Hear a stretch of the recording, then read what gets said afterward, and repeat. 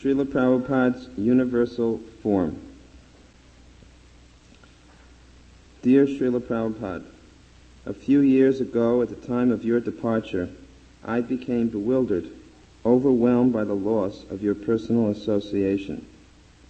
In those months before your leaving, your disciples stayed with you practically throughout the 24 hours of each day.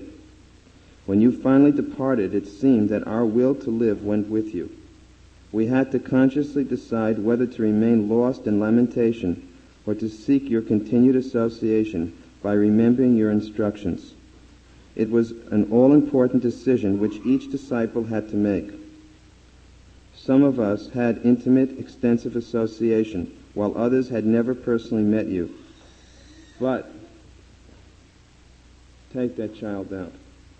But, through your letters, news of your activities, and the ongoing publication of Srimad Bhagavatam, we were very much aware of your presence. Now there was none of these to remind us of you. In retrospect, we are now able to observe the results according to how each disciple made his or her decision.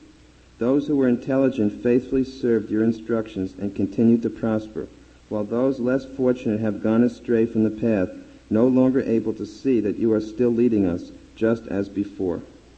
I must thank you. You have been most kind to me, for despite my many disqualifications, you have allowed me to perceive your continued presence in no way diminished by your physical departure. As previously, when you liberally gave me your personal association, once again you have appeared before me, but this time in another form. I now see you manifest as an ever-increasing worldwide society of Krishna devotees. Within that form I see people of all races. The Africans and Chinese are the bottoms of your feet, and your heels are those born of the aboriginal tribes. Your toes are the Arabs and the devotees of sundry lands. Your ankles are the devotees of Eastern Europe and Russia. The Australians are your knees, while the devotees from Europe and the Americas your right and left leg respectively. The Indians form your waist. Your head is the preachers, your arms the temple presidents, your waist the farmers, and those who perform labor are your feet. Your chest is the sannyasis, brahmacharis, and vanaprasthas, and the householders who conceive children according to religious principles are your genitals.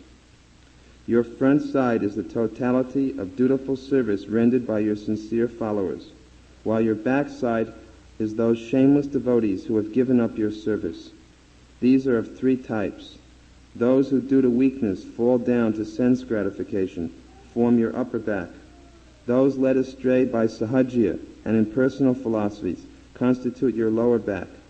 All those who are envious and who try to find fault with you, who are beyond any fault, are the lowest of all and are the rectum of their spiritual master. Criticizing your movement ISKCON, which is your body, they try to directly harm and even destroy it. In your right eye I see Krishna, while in your left eye everything else in relationship to him. Your ears are the attentive reception of Krishna's glories chanted by pure devotees. The aristocratic backward tilt of your head and your broad flaring nostrils indicate aloofness and disdain for things that are mundane.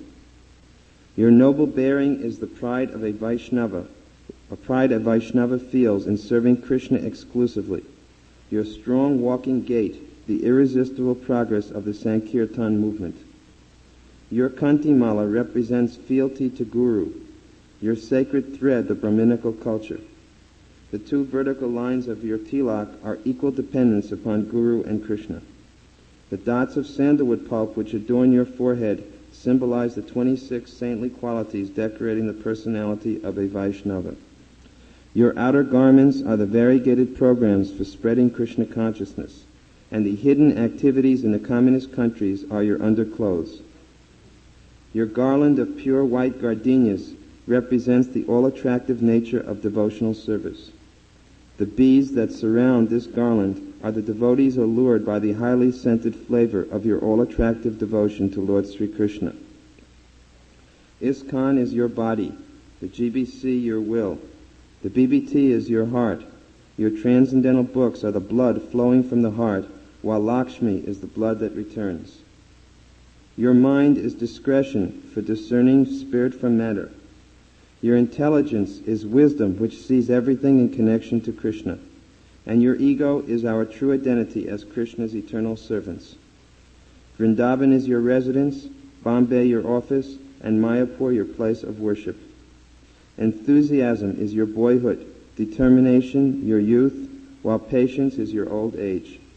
The movements of your gigantic body mark the passage of time spanning 10,000 years. The arti ceremony is your joyous dance of devotion. Achmana is purifying process of sadhana, while incense is the fragrant perspiration produced during the rhythmic movements of your dance. The offering of camphor, fresh like morning dew, is the awakening of spontaneous bhakti. The glowing flames of the ghee lamp, your pure, spotless love for Radha and Krishna. The conch shell filled with water is your tears of ecstasy, which you wipe away and try to conceal with the cloth of humility.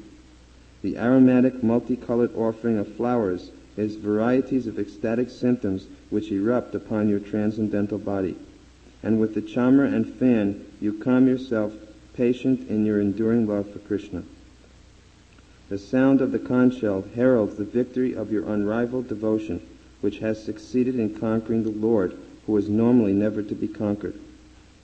O my eternal spiritual master, Lord of my life, best of friends, Father and guide, I bow down to you from in front, from behind, and from all sides. Though you are no longer present before me in the form I so much loved, you have nonetheless given me the eyes to see you manifest everywhere in everything. On this, your Vyas Puja day, I pray for the benediction that I may continue to behold you in this universal form, always present before me even up until my final breath. Then when I give up my body, please bring me to where you are, so that I may once again hear your familiar voice, touch your divine form, and hold your lotus feet upon my heart eternally. Your servant, Tamal Krishna Goswami.